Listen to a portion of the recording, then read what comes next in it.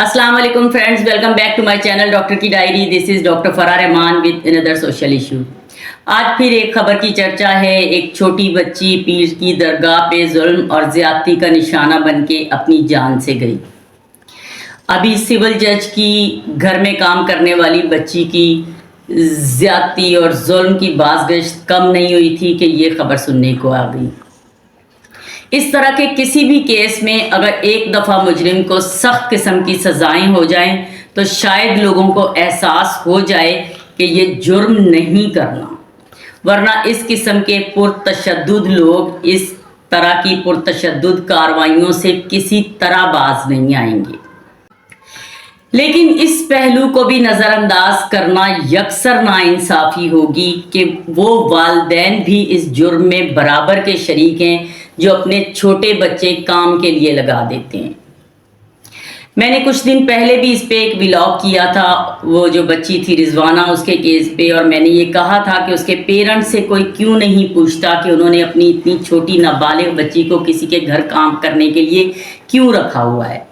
उस पर मुझे बड़ी मुख्तलिफ तरह की आरा सुनने में आई। मेरे व्लॉग पे भी लोगों ने बड़े कमेंट्स किए और फिर मैंने देखा टीवी पे बड़े जय्यद किस्म के एंकर हजरात बैठे हुए एक और किस्म का बयानिया दे रहे थे, फरमा रहे थे कि जी ये कहना विक्टिम ब्लेमिंग है।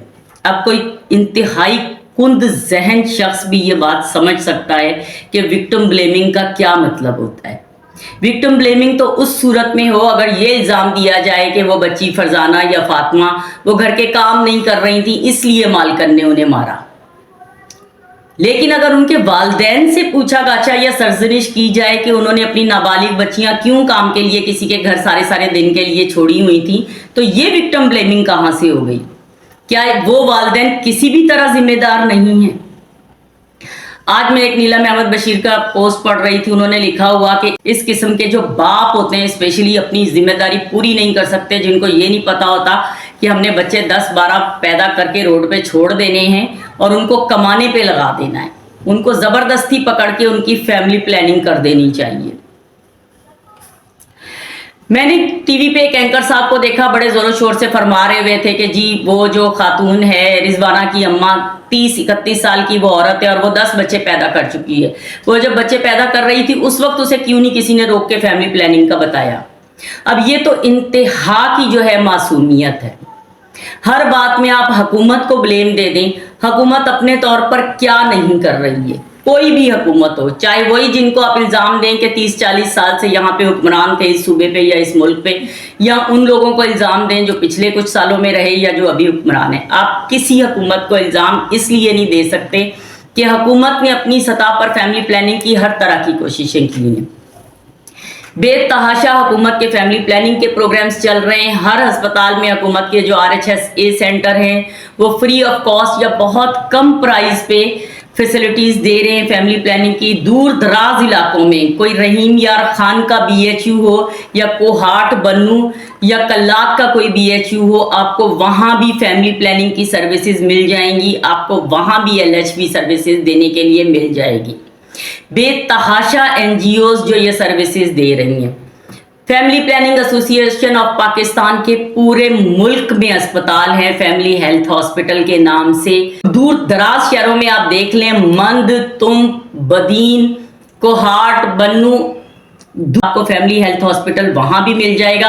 उनके साथ हर फैमिली जैसे RHC के साथ 8-10 BHU एफिलिएटेड होते हैं। Family planning association of Pakistan वालों का भी इसी तरह का प्रोग्राम है फैमिली प्लानिंग का। उनके हर हॉस्पिटल के साथ 8-10 FHCs अटैच होते हैं, फैमिली हेल्थ क्लिनिक्स, जहां हर किस्म की फैमिली प्लानिंग की सर्विसेज इंतहाई कम कीमत पे मिल रही होती हैं या बिल्कुल फ्री ऑफ कॉस्ट मिल रही होती हैं।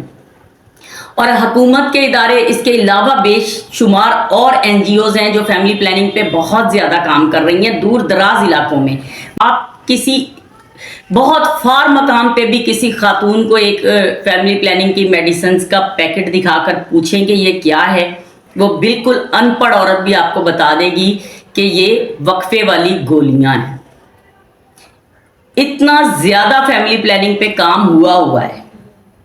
लेकिन अगर किसी शख्स के लाशऊर में या शऊर में ये लालच मौजूद है कि मैंने बच्चा पैदा करके उसको काम पे लगाना है, میں نے اپنی بچی کو سارے دن کے لیے کسی کے گھر کام کے لیے چھوڑنا ہے، تو اس لالچ کو آپ بدل نہیں سکتے، اس لاشعور میں چھپی ہوئی لالچ کو آپ کسی طرح کا شعور نہیں دے سکتے، اور ضرورت ہے ان لالچی لوگوں کی سرزنش کرنے کی اور ان سے سختی کے ساتھ نپٹنے کی۔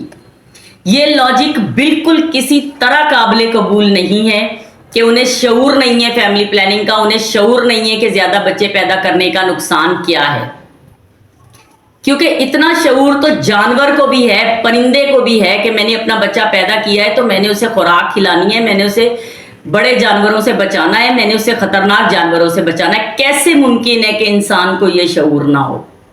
لیکن جب آپ کی شخصیت پر، آپ کی ہر سوچ پر لالچ غالب آ چکی ہو، اور وہ یہ لالچ ہو کہ آپ نے اپنے چھوٹے چھوٹے معصوم بچوں سے مزدوری کروا کے ان کی کمائی کھانی ہے، تو پھر اس کا کوئی علاج نہیں ہے سوائے اس کے کہ ان لوگوں سے سختی کے ساتھ نپٹا جائے۔ پیر صاحب کو سزا دینی بالکل بنتی ہے، الٹا لٹکا دینا چاہیے ایسے پیروں کو، لیکن ان والدین کو بھی کسی طرح معاف نہیں کرنا چاہیے جو اپنی بچیاں، جو اپنے بچے ایسے لوگوں کی تحویل میں دے دیتے ہیں۔ تھوڑا نہیں، مکمل سوچئے، چینل کو سبسکرائب کریں، ویڈیو کو لائک کریں اور دوستوں کے ساتھ شیئر کریں۔ Thank you.